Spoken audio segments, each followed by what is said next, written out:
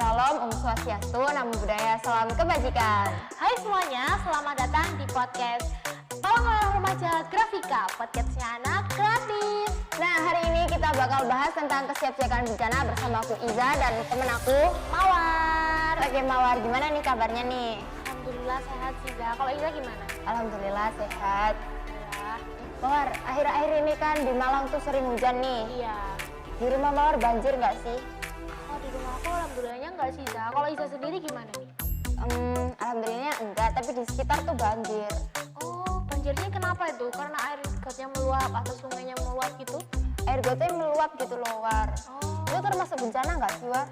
bisa jadi sih, soalnya kan kalau air gotnya meluap itu pasti ada penyebabnya kan, bisa jadi karena sampah ataupun yang lain. Itu kan bencana jadi bisa disebabkan oleh faktor alam maupun manusia. Itu kan. Nah, pengertian bencana menurut Mawar nih apa? Menurut aku ya, bencana itu adalah suatu peristiwa yang dapat menyebabkan kerusakan material, kerugian fisik, dan berdampak ke psikologis. Nah, di bencana itu ada 3 siklus. Yang pertama, prabencana, bencana, dan pasca bencana. Sebenarnya, Za, di pasca prabencana ini tuh banyak banget loh yang biasanya harus kita lakukan. Nah, salah satunya adalah kesiapsiagaan. Nah, kesiapsiagaan ini bisa dijelasin nggak, War? Biar teman-teman di rumah nih tahu kesiapsiagaan tuh apa. Oh iya, benar banget. Nah, tadi yang seperti aku bilang kan ada 3 siklus. Yang pertama prabencana. Nah, di prabencana itu ada kesiapsiagaan. Kesiapsiagaan adalah upaya-upaya penggunaan kemampuan secara tepat dan cepat dalam merespon bencana. Nah, tujuan dari kesiapsiagaan ini tuh agar mengurangi korban dan kerusakan material. Nah, upaya-upayanya apa aja sih? Yang pertama, peningkatan diri dalam pertolongan pertama. Yang kedua, pengembangan sistem peringatan dini. Yang ketiga, penyusunan tanggap darurat bencana. Yang terakhir, ada tes siaga bencana. Nah, yang kedua, ada mitigasi nih. Mitigasi itu kurang lebih sama nih kayak kesiapsiagaan, yaitu upaya untuk mengurangi akibat dari bencana. Seperti tadi, peningkatan diri dalam pertolongan pertama, terus ada peningkatan sistem darurat ini dan penyusunan tanggap darurat bencana. Nah, kita udah kan masuk ke prabencana udah selesai nih. Selanjutnya kita masuk ke bencana. Apa aja sih menurut Iza nih yang biasa kita lakukan saat bencana? Pasti nyelamatin diri dan orang sekitar sih, kan nggak mungkin kita ada bencana kita lagi scroll TikTok duduk santai gitu kan, nggak mungkin. Yang ada kan ntar kita mati duluan gitu kan. Betul banget. Iya, yang pertama kita lakukan saat bencana adalah penyelamatan dan pencarian.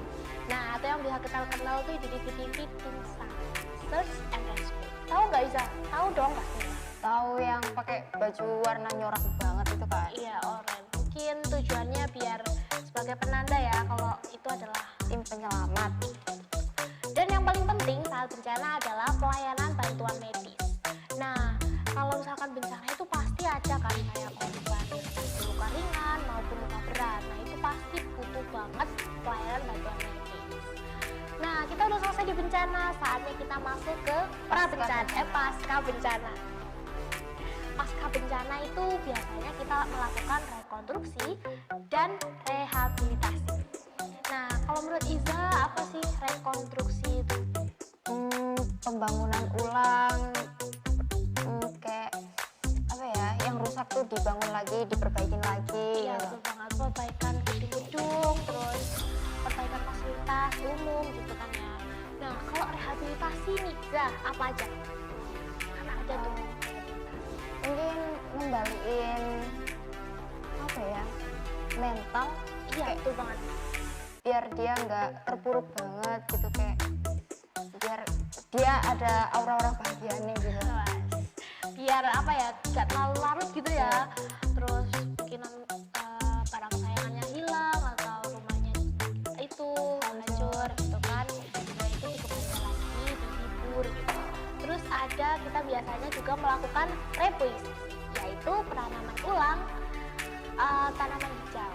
Mungkin habis bencana dari tanah longsor atau banjir kan pastinya banyak tanaman yang rusak kan. Nah, itu kita kita melakukan penanaman lagi. Jadi gitu Zat, siklus-siklus bencana. Ternyata banyak banget ya. Terus tadi kan Mawar bilang tuh tas siaga. Tas siaga tuh cuma tas biasa terus kita bawa, atau tas yang dalamnya tuh ada sesuatu hal yang penting gitu, atau gimana? Jadi tas siaga bencana itu adalah tas khusus gitu loh. Jadi kalau misalkan bencana, biasanya kita bawa aja tuh barang-barang yang penting. Jadi isinya barang-barang penting, kayak contohnya nih obat ringan, obat-obatan ringan kayak paracetamol, antasida, dan lain-lain. Terus ada juga P3K, ini paling penting. Apa? Betadine, Pasta steril. terus betadine, plester. Plester. Oh iya betul. Nah terus ada air minum. Nah itu biar kita nggak haus sih. Buat jaga dehidrasi. Buat ganjel perut ada biskuit atau kue kering gitu. Biar kita nggak lapar. Nah terus ada peralatan mandi. Kayak contohnya pasta gigi, sikat gigi, dan sampo. Sabun jangan lupa dong. Iya, Masa mandi nggak pakai sabun? Lanjut ada selimut nih Za, selimut alas kaki gitu. Alas kaki itu kan bisa berupa sandal, kaos kaki, sepatu. Terus foto keluarga. Foto keluarga selain buat kenang-kenangan juga bisa membantu dalam melakukan pencarian. Kalau misalkan ada anggota keluarga kita yang hilang. Kayak, ini keluarga saya hilang Pak, yang ini tolong dicariin Pak, gitu ya. Itu sih kurang lebih keluarga sekitar maupun tim SAR. Nah, yang terakhir ada surat-surat penting kayak akte, KK, KTP, sertifikat tanah maupun rumah, dan lain-lain. Jadi isi tas bencana tuh yang penting-penting gitu loh ya, bukan kayak mungkin karena kita punya barang kesayangan terus kita bawa aja gitu tanpa kita desain kan enggak. Itu adalah khusus. Wah, ternyata banyak ya dalam tas siaga tuh nggak cuma make up dan yang lain-lain aja, ternyata Iya, tuh banyak banget dong. banget. Wah, nggak kerasa ya kita udah sharing lumayan banyak tentang kesiapsiagaan bencana, mulai Iya. dari pra bencana, bencana, pasca bencana, terus lagi tas siaga itu isinya apa aja.